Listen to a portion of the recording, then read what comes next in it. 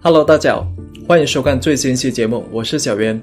一个电视台的当红女主持人半夜在自己的豪华公寓突然遇害，虽然警方很快找到了凶手，但背后似乎依旧充满谜团。今天我们就来讲一讲她的故事，制作不易，希望大家看完后长按点赞键支持一下。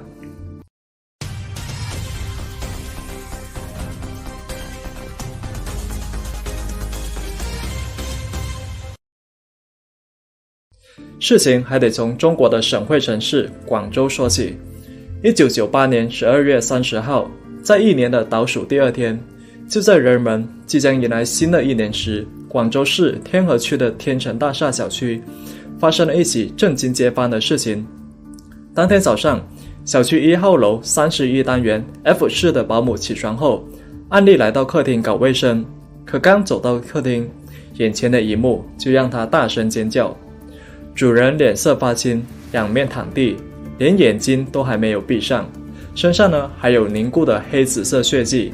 这番恐怖的场景立马把上了年纪的保姆吓倒在地。他立即冲出门外，坐电梯来到物业处，让物业帮忙报警。接到报案后，警方第一时间封锁了现场，看着楼下的几辆警车以及被围起来的事发单元，街坊邻居纷纷热议。因为事发单元里的死者是当时广东电视台的当红主持人陈旭然。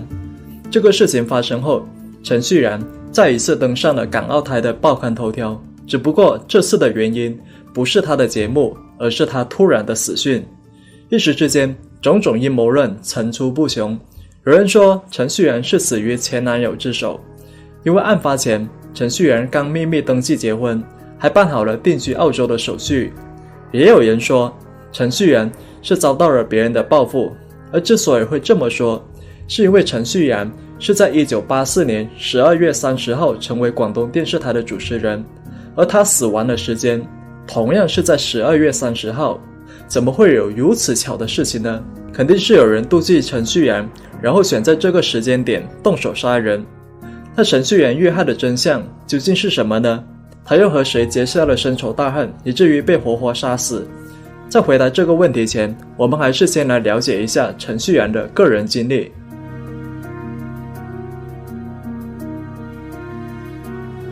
1968年，陈旭然出生在广东肇庆，随后和父母一起搬到广州市生活，在家中排行最小，上面呢还有2个姐姐。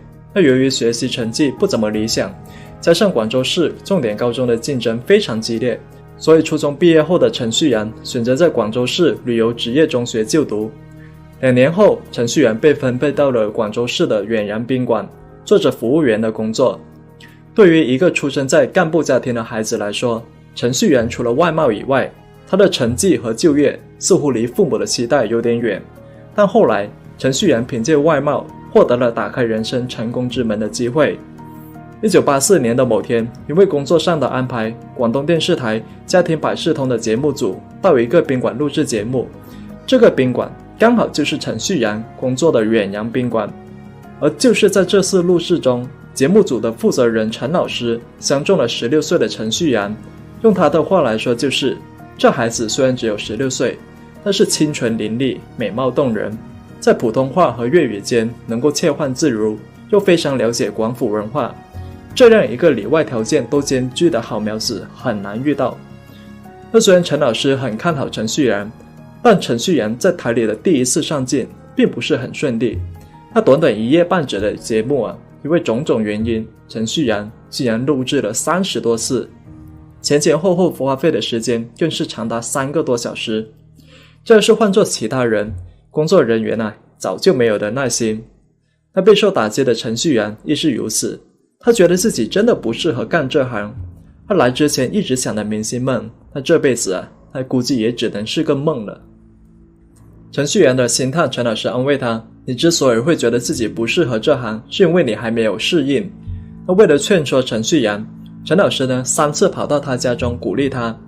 在陈老师的帮助下，陈旭然再次回到了舞台，并且不断磨练自己。但是对于这位陈老师，坊间有传闻说他是看到了陈旭然的家庭背景，出于利益上的交换才会如此坚持选用陈旭然。但是至于这传言到底是否为真，那我们就不知道了。但是后来程序员在主持节目的功力上那的确有了突飞猛进的进步。那仅仅过了1年，他就成为了广东电视台社交部的主持人。看看别人17岁的脸庞和身材，以及别人17岁的成就，再看看自己，那你说这人与人之间的差距怎么就这么大呢？那在主持节目期间，程序员不但工作非常努力，那下班后还会进修提升学历。3年时间后，他获得了大专文凭。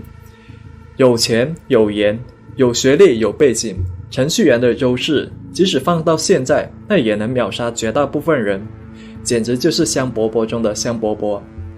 那从早期的早晨和家庭百事通，到后来广东电视台著名节目万紫千红、共度好时光等等，程序员的事业成就可以说是步步高升。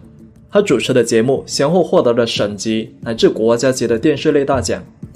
也正是这些成就，程序员成为了海内外大型文艺晚会活动的头牌主持人，包括97香港回归、98正在义演等等。所以在后来，很多港澳台甚至很多亚洲华人地区对程序员这个名字都有所耳闻。有一次记者采访时问他，你觉得你自己的成功和你的外貌有关系吗？程序员承认自己的美貌的确助力了事业，但是如果仅凭借美貌，那是无法走到今天的，因为别人最终要看的还是你的能力。但俗话说得好，人怕出名，猪怕壮。从程序员进入广东电视台的那一刻起，外界对他的议论就没有停过。除了前文中的一些关系户传人外，还有程序员的绯闻传言。根据他某位同事的说法，程序员之所以能够接替大牌明星黄以斐的职位，那或许和屈志涵有关。他口中的屈志涵是当时广东电视台的男主持人屈志涵，而程序员呢是恋人关系。在恋爱初期，屈志涵每天都会骑着摩托车接送程序员，后来两人就步入了婚姻的殿堂。可是后来随着程序员名气的飙升，两人的矛盾越来越多，最终不拍而散。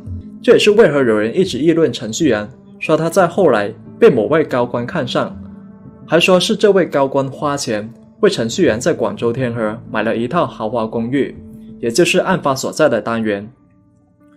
而在1998年，这套单元的单价就已经是1万多元人民币，而且又是位于广州市中心。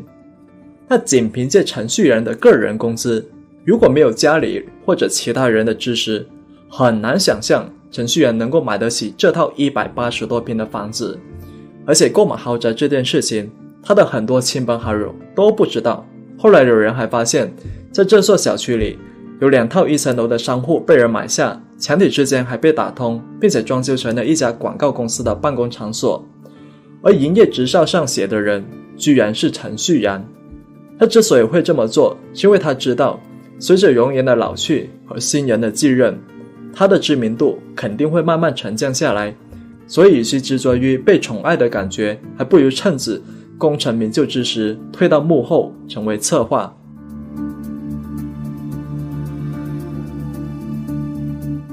凶案发生后，警方抽调了大批人马侦办此案，法医也第一时间对现场进行了鉴定。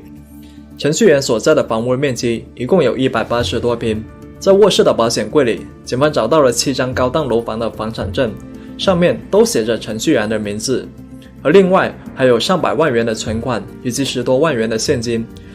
那算上橱柜里的大量的金银珠宝首饰，这些财产放到今天已经是价值过亿。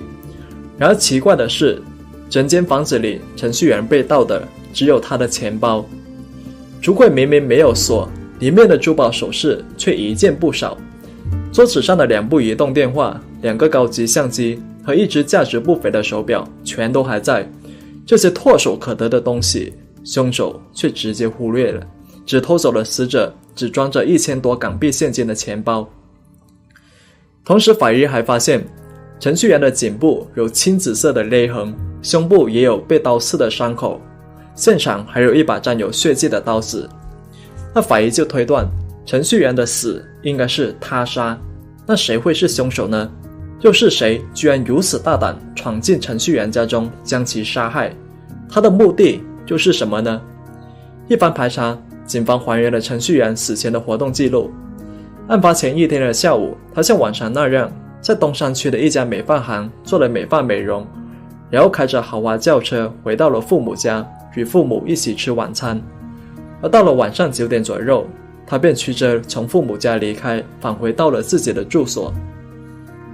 走访时，有人告诉警方，案发前几天程序员在工作和生活上都没有什么异常，不过案发时他自称交了个香港男友，此人仪表堂堂，相貌不凡。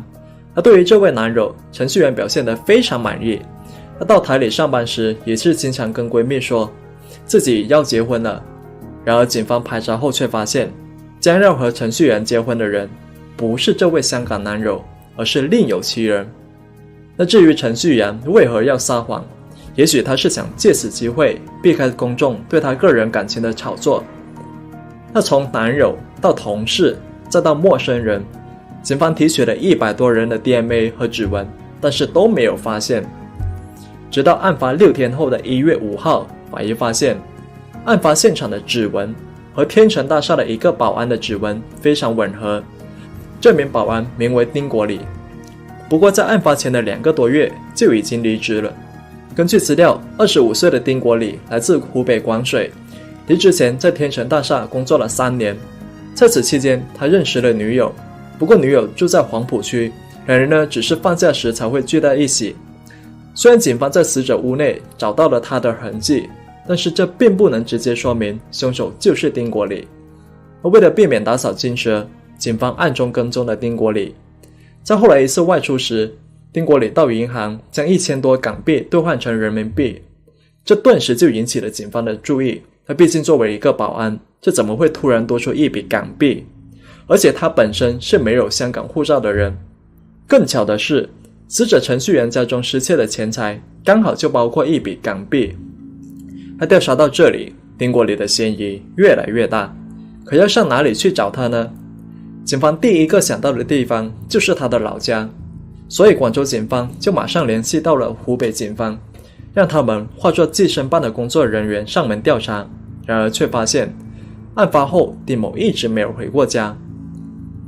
那来到他女友的住所，也没有发现他的行踪。人海茫茫，要上哪里去找呢？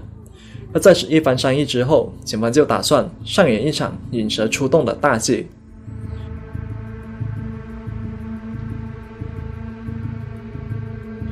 警方找到了丁国礼的一位好友小刘，让他帮忙抓捕丁国礼。按照计划，小刘悄悄地来到了丁国礼女友的住所，委婉地告诉他，警方目前在找的嫌疑人不是你男朋友，而是另外一个男人。而丁国礼的女友听到小刘这么一说，便以为男友已经安全了，还不用再偷偷摸摸躲起来，于是便把消息告诉给男友。在1月14号早上，在丁某女友住所外蹲守的警方发现了一个奇怪的男子。他先是打开1楼大门四处观望，然后又关上门回到房间，整个过程神色非常慌张。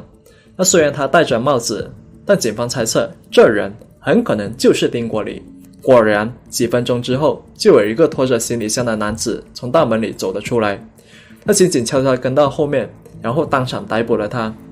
看到警方的出现，这个男子整个人立马吓了一跳，甚至还尿湿了裤子。而经过确认，他就是丁国礼。而在监狱中，丁国礼交代了自己的罪行。他表示自己此前在天成大厦做过保安，但是在案发前就已经离职了。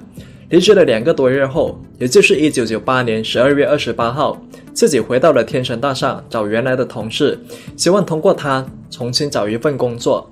但是同事表示，现在小区暂时不缺人。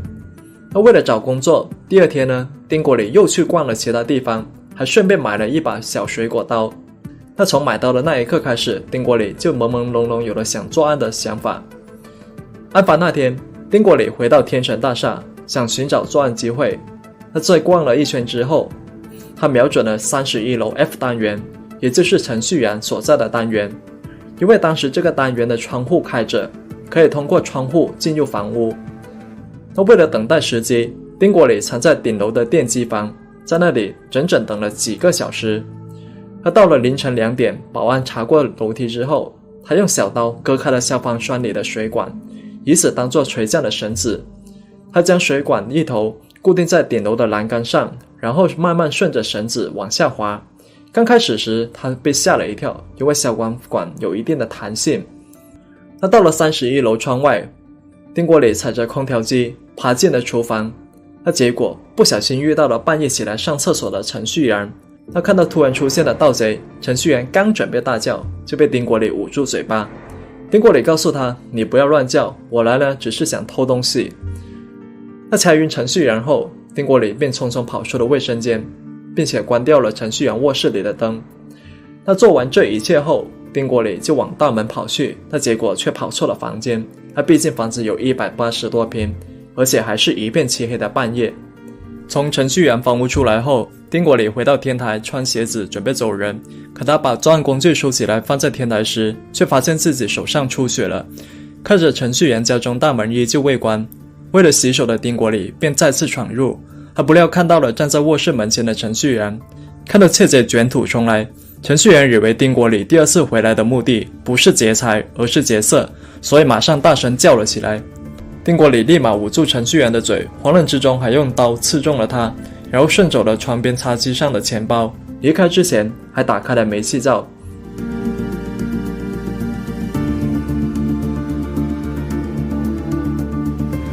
那对于程序员的死，坊间一直流传着阴谋论，因为警方在他的住所中还找到了另外一个男人的指纹，这个指纹的主人是时任广东电视台的台长谢望新。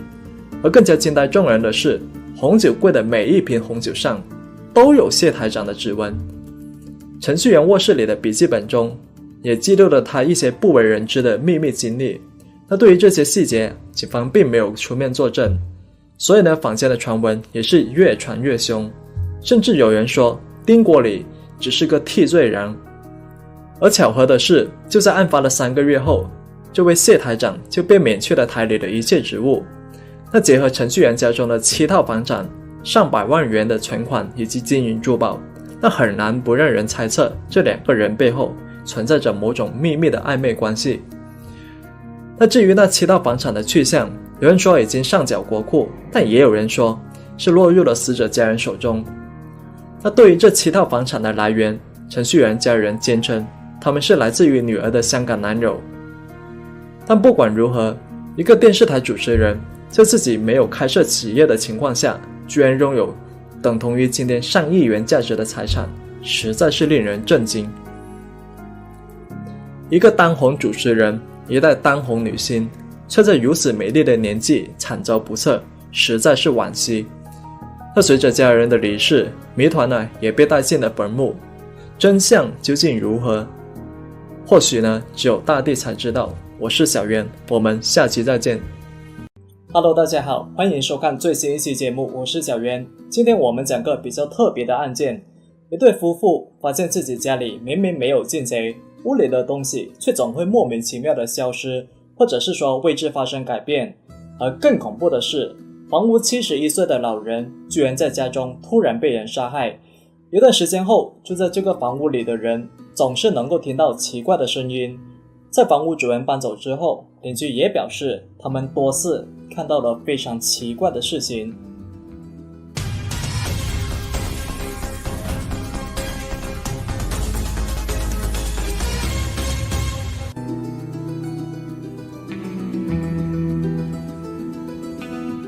故事发生在美国科罗拉多州的丹佛市。作为一个历史悠久的大都市，丹佛吸引着来自世界各地的游客。而我们的男主人公菲利普·彼得斯就生活在丹佛。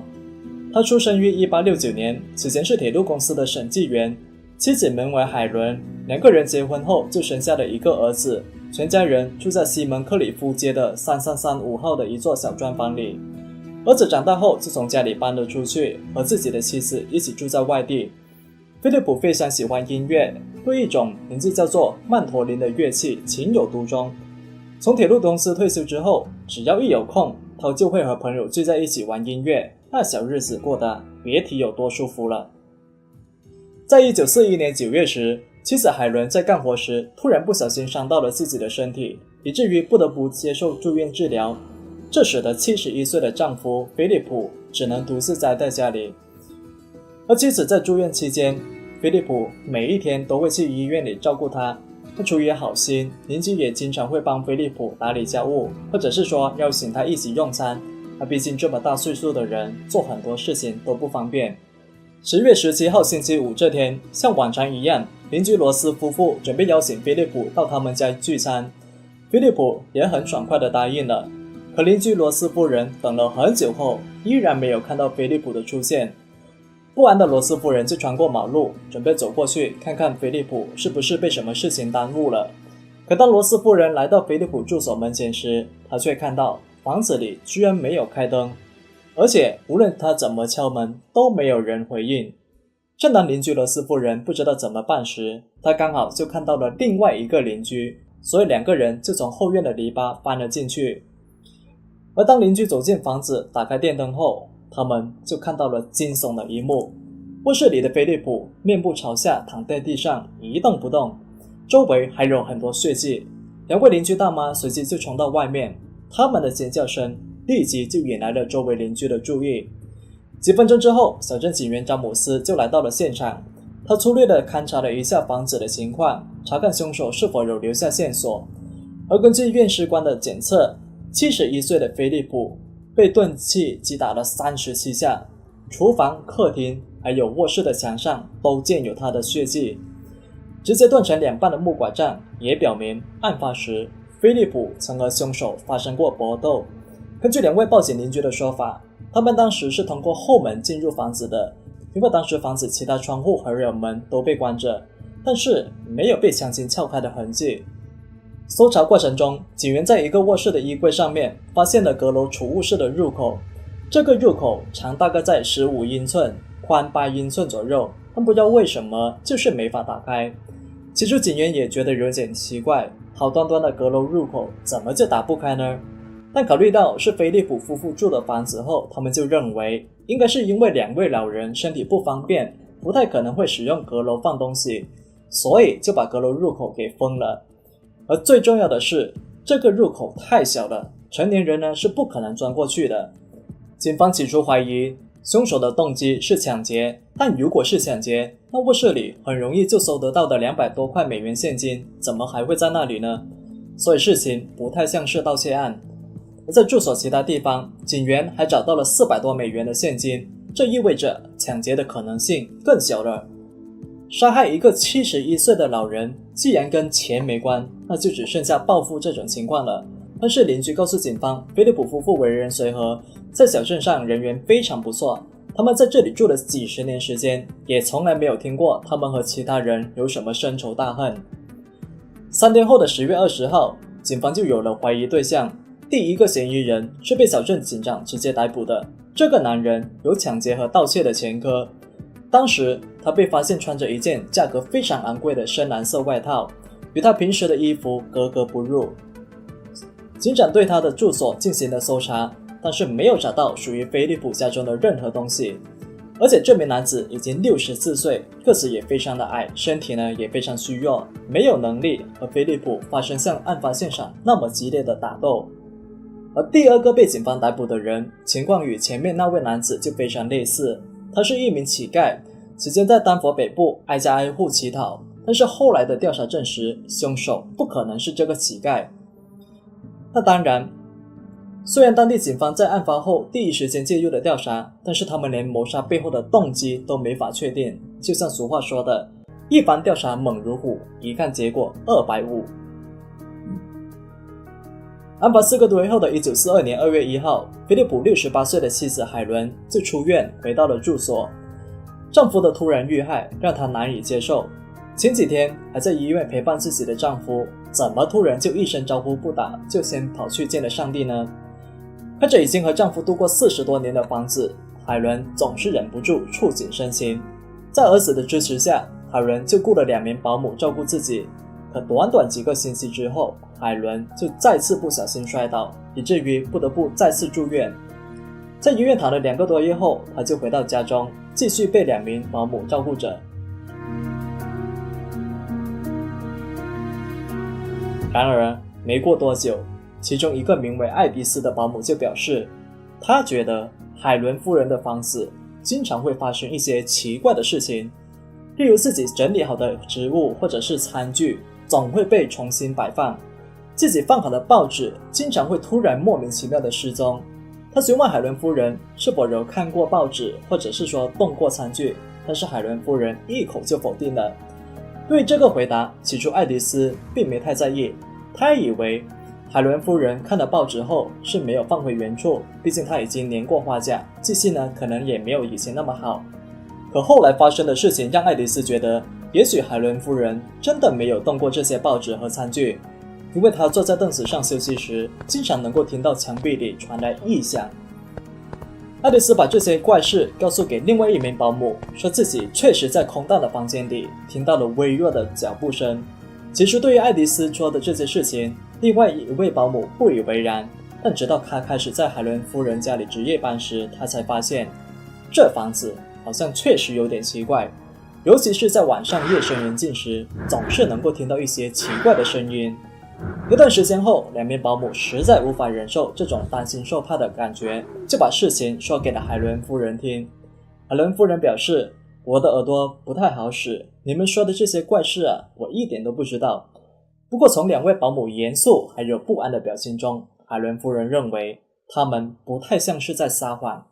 不过她也没太在意，她毕竟死去的人是自己的丈夫。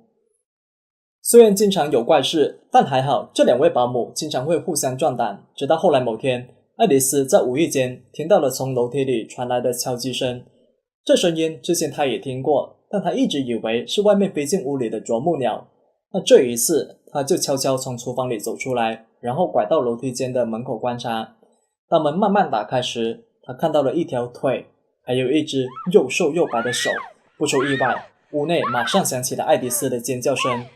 接着这双手的主人立即就跑上楼梯，之后就消失得无影无踪。接到报警后，警员马上就来到了现场。尽管他们搜查了整个房子，但是依然没有找到任何东西，尤其是爱迪斯所说的那双又白又长的手。在爱迪斯的强烈要求下，两名警员就在房子里待了48小时，但还是没有发现入侵者的证据。这件事情过后，保姆爱迪斯就直接辞职了。而几天之后，另外一名保姆哈蒂也离开了这所房子。他告诉记者自己不会住在闹鬼的房子里。到了1942年5月，也就是两位保姆辞职的几天之后，海伦夫人的儿子就说服母亲搬过去和他一起住。搬到儿子家里的第2个月，海伦夫人就停缴了老房子的水电费还有其他费用，并且直接把房子的钥匙留给了警方，你们想怎么查都可以。离开老房子对于海伦夫人来说，她多少有点不舍，因为她和丈夫已经在那里生活了40多年。这里面承载着他们的各种酸甜苦辣，因为这间房子他们认识了很多有趣的邻居，可现在房屋不但空无一人，还经常发生莫名其妙的怪事。然而令人更加不安的是，即使海伦夫人已经离开，可房间里的怪事仍在继续。邻居告诉警方，有时候他们会发现屋内的百叶窗居然会动，时而被摇下，时而被打开。这些怪事和菲利普的命案叠加在一起后，难免不让人怀疑，难道惨死的菲利普复活了吗？难道这间房子真的有不干净的东西吗？在后来一段时间，这位邻居直接表示，他们有几次在晚上时看到屋内有影子在四处走动。财政警长被这些电话也是搞得有点怀疑人生，你们一个个的是不是产生了臆想症呢？但是每一次接到民众报警后，他都会出现，可是每一次看到的都是空荡荡的房间。为了安抚紧张的民众，小镇警长就直接派2名警员在房子外面蹲守了5天，但是依旧一无所获。海伦夫人离开后，巡逻队每天都会检查房子，有时呢是因为收到了窗户里有动静的报告，有时呢只是出于惯例进行巡查。媒体也很快注意到了这所房子的奇怪现象，并开始称这起凶杀案为鬼怪谋杀案。而在媒体的报道下，菲利普的这所房子就成为了鬼屋。1942年7月30号，也就是海伦夫人搬走了2个多月后，2名警员在西蒙克里夫巡逻，他们把车停在了海伦夫人这所荒废的房子前，然后按照惯例进去搜查。然而这一次2名警员同时听到了楼上传来的微弱声音，顺着声音2个人连忙跑上楼梯进入卧室，结果在衣柜上面的阁楼入口处，他们看到了一双露出来的人腿，这让他们吓了一跳。他们马上抓住这2条腿，然后拉出了一名男子。当时这个男子面色苍白，营养不良，全身上下都非常的瘦弱，还散发出一股难闻的气味。用其中一位警员的话来说，就是如果不是在白天看到这人，我会真的以为他是一个吸血鬼。面对警员，这名男子说自己的名字叫做马修·科尼什，在1941年从纽约州搬到了丹佛，是一家广告公司的员工。在将这名男子带回警局后，警方就立即审问了他。程序室里，他一直坚称自己叫做马修，直到警员给了他汉堡还有咖啡充饥之后，他才说出自己的真实名字西奥多·爱德华·科尼斯。根据资料，1882年，爱德华出生在伊利诺伊州的梅纳德县。他的父亲是一位加拿大的移民，经营着一家五金店，而母亲则是一位家庭主妇。一家人原本过得很幸福，直到1888年时，爱德华的父亲突然去世。这对母亲来说是个非常大的打击。她带着年幼的爱德华搬到了威斯康星州。几年之后，爱德华就被医生诊断出患有肺结核，这让原本就不富裕的家庭直接雪上加霜。但是对死亡没有什么概念的爱德华，他对自己的病情似乎一点都不在意。他非常喜欢棒球运动，但是他的母亲却鼓励他走向柔和的音乐事业，毕竟棒球是一项很激烈的运动，别打着打着就把自己打到了上帝那里去。当邻居的孩子们都在学校操场挥舞着球棒的时候，爱德华只能坐在家里，被母亲过度的爱呵护着。在母亲的建议之下，爱德华就开始学习弹奏曼陀林乐器。后来医生就告诉他的母亲，你儿子可能活不过18岁。所以在种种原因之下，爱德华就从学校辍学了。后来他跟随母亲搬到了丹佛，而在这里，他的母亲给人当保姆挣钱养家，同时用丈夫去世后留下的钱财维持生计，继续让爱德华学习音乐。然而不幸的是，没过多久，母亲就遇到了一个骗子，对方说服她投资了一些证券，还偷走了她丈夫留下来的钱财。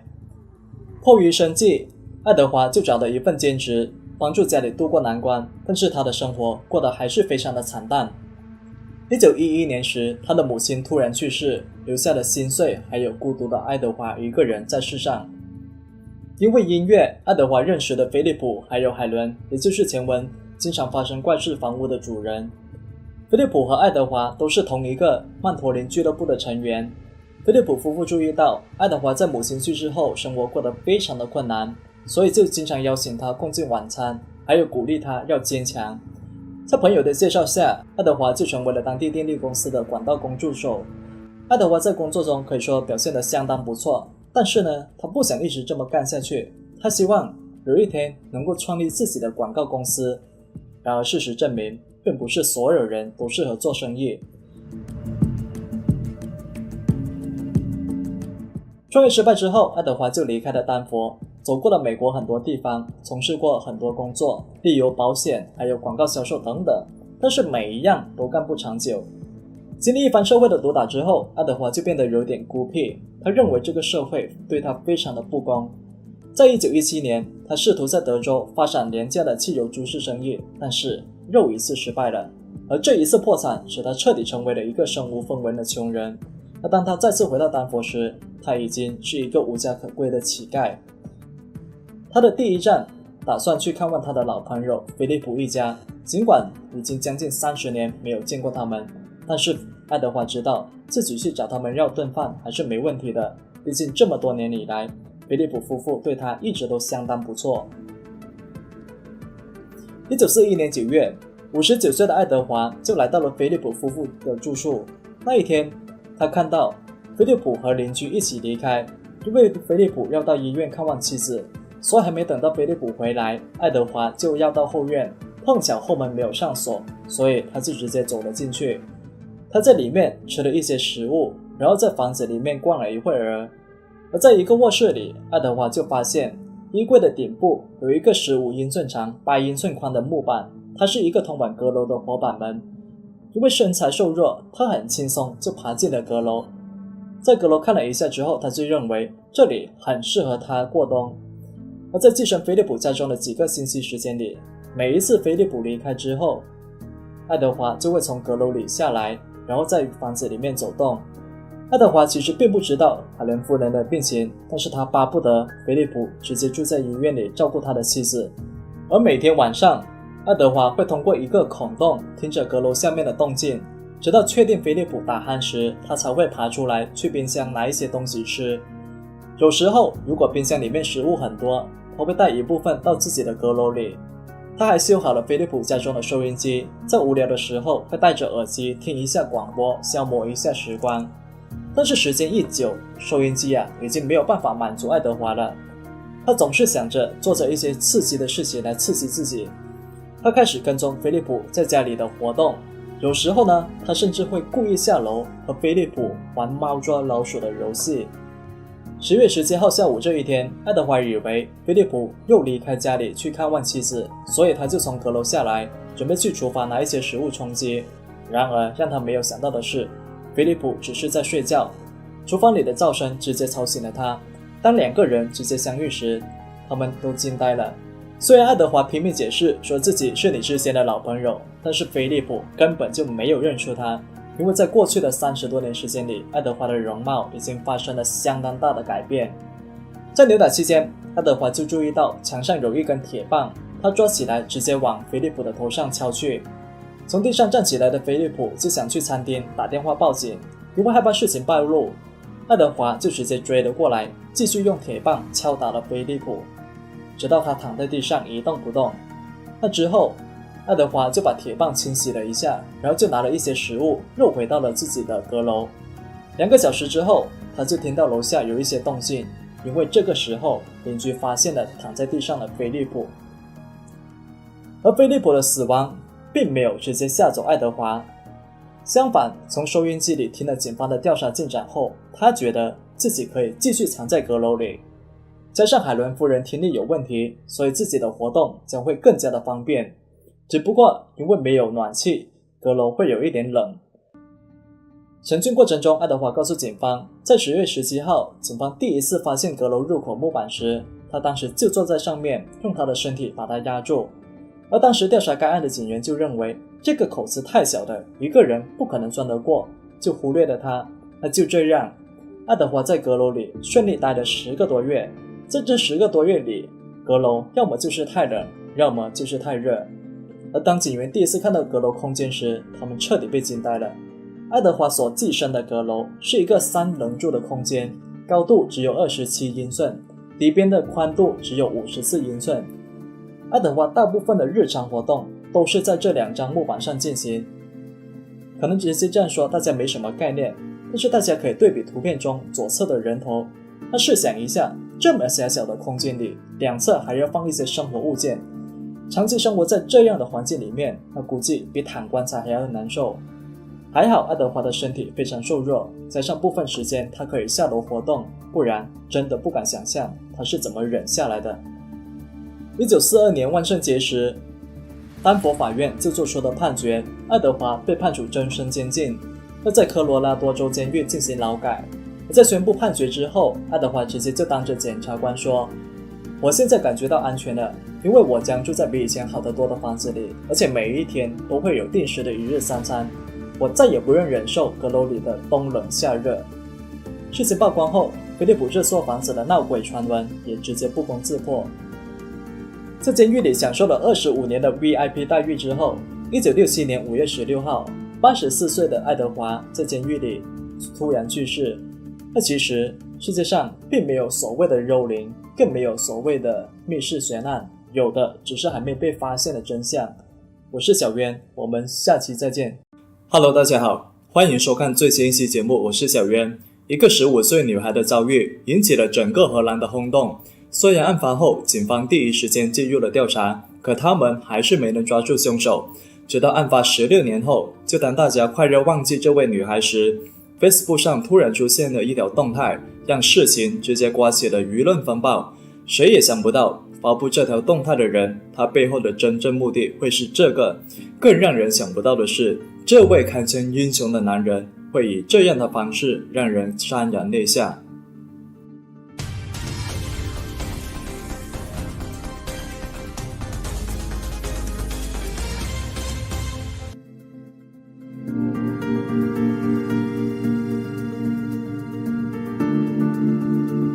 对孩子来说，他们都希望能够被父母疼爱。例如外出逛街时，小孩总是喜欢爸爸妈妈抱他们。与其说这是孩子对宠爱的渴望，倒不如说这是对安全感的依赖。向来多愁善感的妮可就更是如此。每次看到小伙伴的父母来到学校对他们嘘寒问暖时，他对亲情的渴望就更加强烈了。但可惜的是，这种在别人眼里再正常不过的爱，对他来说却是可望不可得。根据资料，1980年妮可出生在德国，在他出生1年后，母亲安吉丽卡确定了他的亲生父亲是同村的一个已婚男子。这种不光彩的事情放在哪里都会被人议论，轻则在背后把你当作饭后八卦，重则直接拉你去进猪笼。虽然总是能够遇见自己的亲生父亲，但是每次见面，妮可都是选择性忽视，从未与他建立过父女关系。后来，妮可的母亲就结交了新男友，他是个名字叫做阿德的歌手。相识2年后，两人正式登记结婚。为了摆脱周围人的非议，他们带着妮可从德国搬到了荷兰，来到了埃因霍温。埃因霍温位于荷兰的北布拉班特省，是荷兰的第5大城市，工业历史悠久，科技产业发达，是飞利浦电子的重要研究基地。和女友一样，阿德也是离过婚的人，他有个名为安迪的儿子，比妮可大了5岁。面对姗姗来迟的父亲，妮可是既开心又害怕，因为在和小伙伴闲聊时，就有人告诉他，10个继父有9个是变态的，你要小心你的继父。新闻里经常报道说，为了满足自己的兽欲，这些男人经常会对自己的妓女下手，例如猥亵，甚至把他们关起来当作性奴。不过好在有惊无险，妮可的继父阿德为人善良，一直都在努力做个好父亲、好丈夫。逐渐的，妮可就接受了这位继父，同时还有这位哥哥安迪。他们不是一家人，却胜似一家人。然而天公总有不作美的时候。在遇到阿德后，妮可的母亲本以为自己可以安稳地度过余生，可不幸的事情依然没有结束，因为她出现了严重的抑郁症。1989年时，她与丈夫阿德分道扬镳。离婚时，阿德要求获得2个孩子的抚养权，因为他觉得妻子收入微薄，没法好好照顾女儿。为了不让女儿和自己一起受苦，安吉丽卡只能在协议书上签名。然而，由于音乐事业的需要，阿德要经常在外地参加表演，导致2个孩子只能和祖母一起生活。有段时间后，继父阿德就认识了另外一个女人，对方同样也是从事于音乐行业。不久后，2个人直接结了婚，男女搭配，干活不累。此后，继父阿德和他的新一任妻子经常在各地巡回演出，儿子安迪和继女妮可则在荷兰由他们的祖母抚养。妮可与她的祖母相处得非常融洽，她也会力所能及地帮祖母减轻负担。童年时期的妮可虽然过得磕磕绊绊，但总算也是有惊无险。可她的母亲安吉丽亚就不同了，因为母亲一直深爱着前夫阿德，所以自从知道他再婚的消息后，她的抑郁症变得更加的严重，尽管她一直都在接受治疗。1995年4月，她的母亲安吉丽亚突然自杀，这让妮可感到非常的伤心。而在周围人的鼓励下，她从悲痛中慢慢走了出来。放假时还找了一份暑假兼职，在附近的一家面包店打工。忙碌的工作让妮可没有过多的时间去酝酿偏激的想法。可谁也不知道的是，这一次死神却主动靠了过来。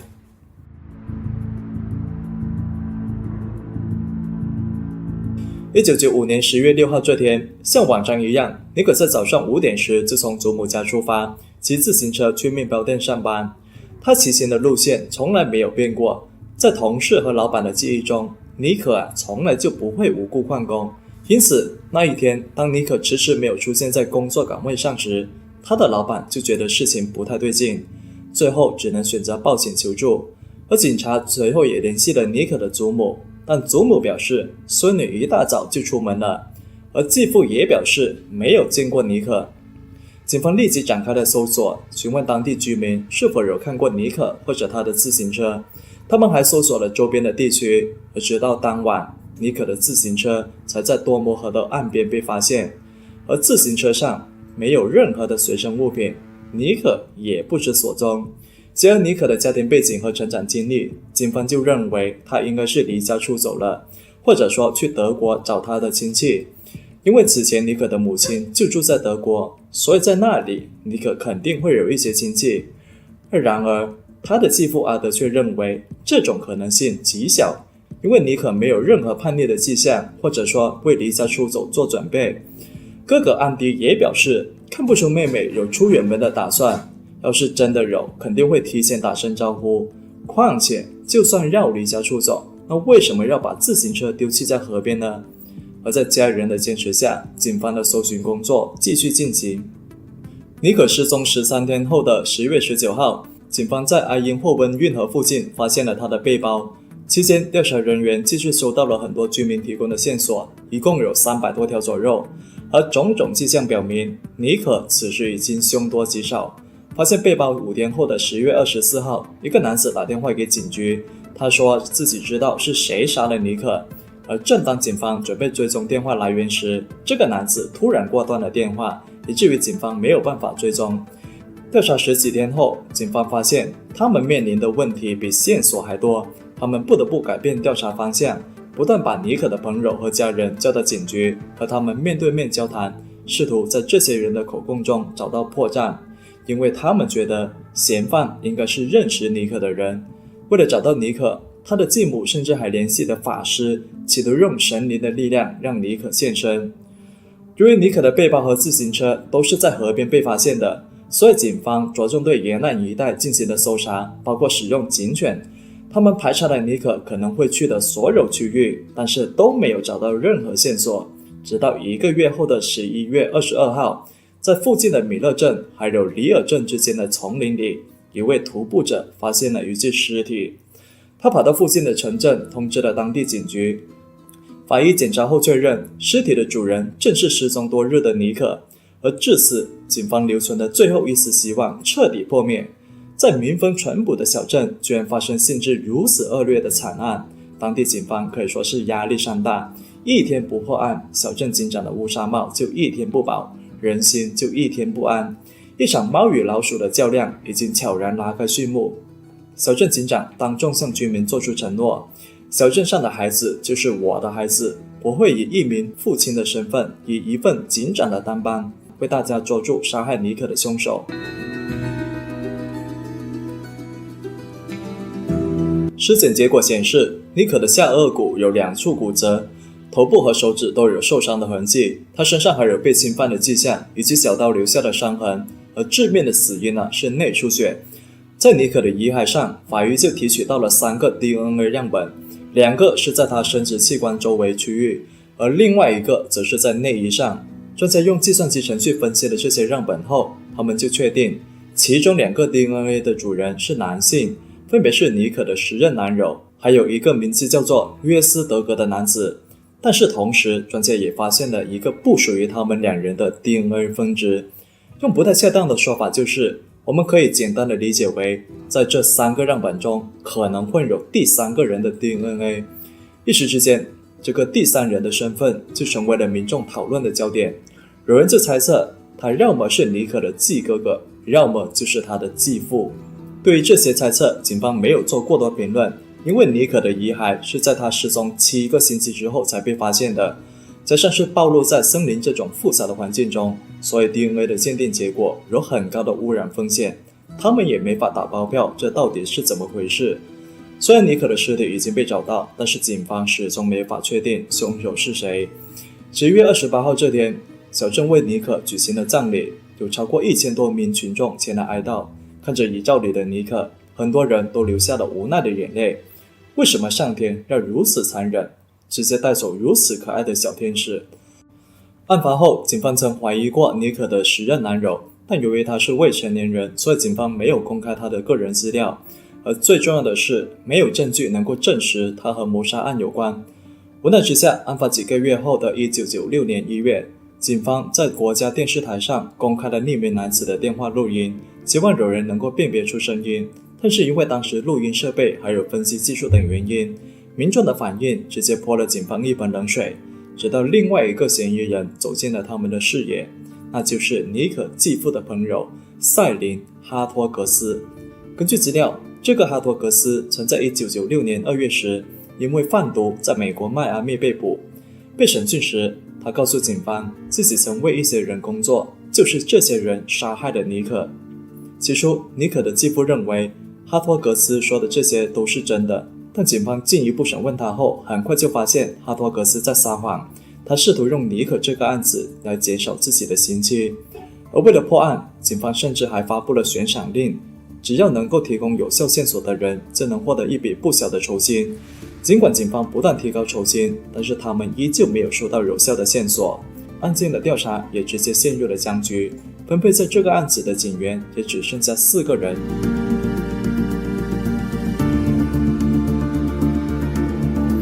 妹妹的不幸遇害深深打击了哥哥安迪，他比尼可大5岁，虽然2个人在血缘上没有直接关系，但是他早就把尼可当作自己的亲妹妹。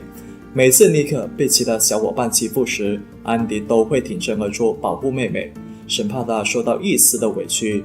然而不幸的是，这位哥哥的爱还是没能挡住躲在暗处的那双魔爪。年纪轻轻的安迪也是经历了2次人生的痛苦，一次是继母为爱自杀，而另一次则是妹妹惨遭杀害。2个人都以如此不幸的方式离开人世。陷入悲痛的安迪就出现了心理问题，他开始借酒消愁，可是每一次都是酒入愁肠，愁更愁。他一直想不明白，自己只是想要一个温馨的家，可为什么这么简单的要求，上帝都不肯答应？后来，他离开了这个让人伤心的小镇，从荷兰搬到了英国，而他的父亲阿德仍然留在荷兰。几年之后，安迪的父亲阿德和他的第3任妻子分手，并且搬到了西班牙生活，期间通过电话与儿子安迪保持联系。而因为尼可遇害这件事情，他们2个人在精神上受到了很大的打击，彼此之间的父子关系也是非常的紧张。案发16年后的2011年3月8号，事情出现了谁都想不到的转折。尼可的哥哥安迪在 Facebook 上突然发帖说，我将因我妹妹的谋杀而被逮捕，我承认是我杀了我妹妹，我很快会和你们联系。而在短短1天之内，安迪的这条动态就被分享了1000多次。不出意外，他很快就被英国警方逮捕。而在接受英国警方审问时，他再次做出了类似的口供，并且被荷兰警方直接引渡回到国内受审。而记者就采访了他的父亲，询问他如何看待儿子这条认罪留言。而对此，安迪的父亲就表示，儿子不可能是凶手，儿子之所以会在 Facebook 上发布这条动态，是因为他想引起大家对这个案件的关注。还没等民众反应过来，安迪便再一次惊呆了网友。他告诉警方，实际上自己没有杀害妹妹，突然在网上发帖说自己是凶手，纯粹是想让大家重新关注这个案子。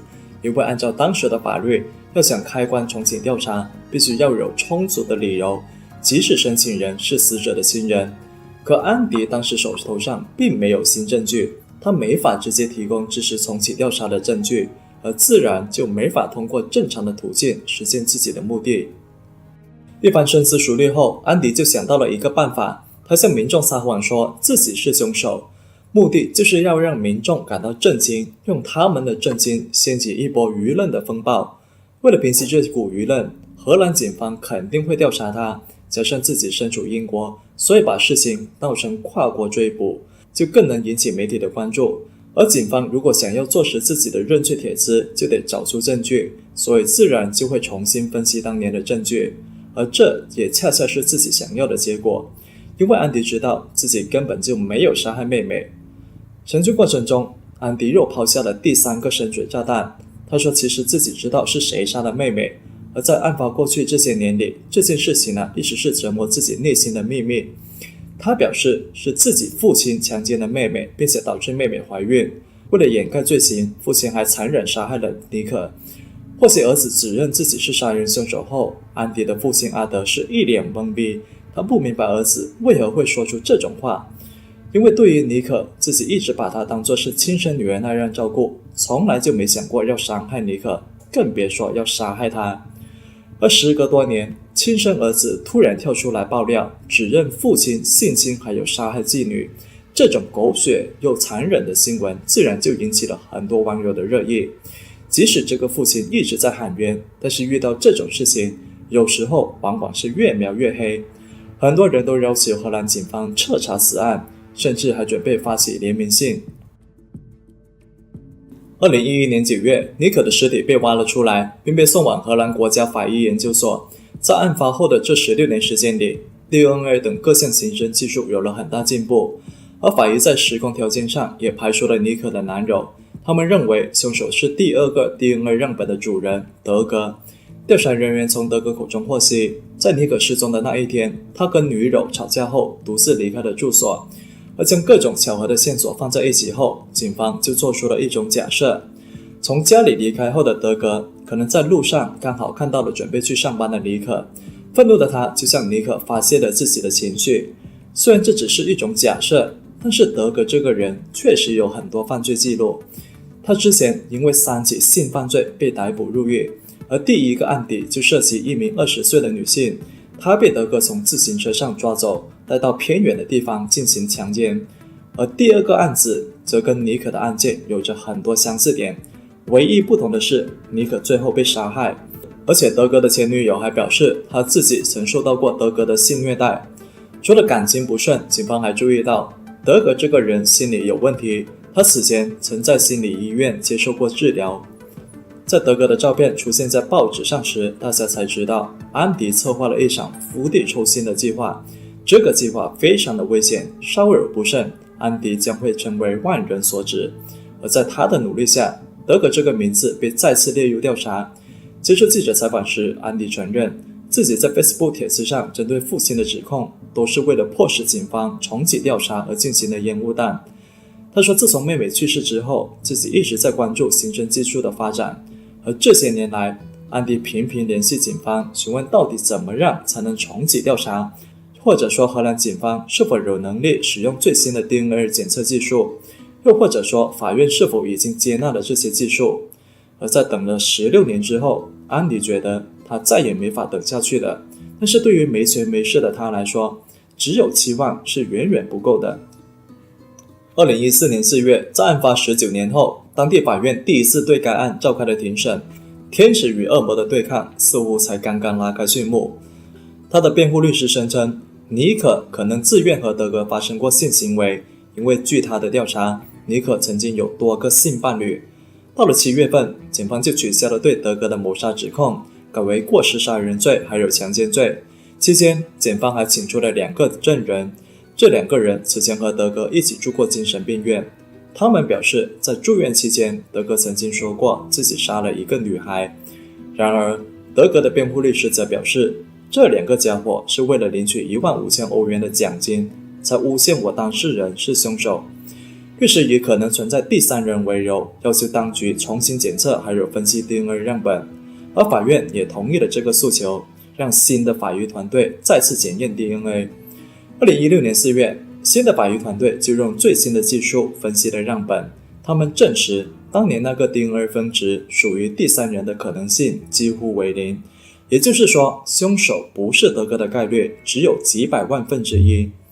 而鉴于这个证据，德格强奸罪名被判成立，他被判处5年监禁，但也仅此而已。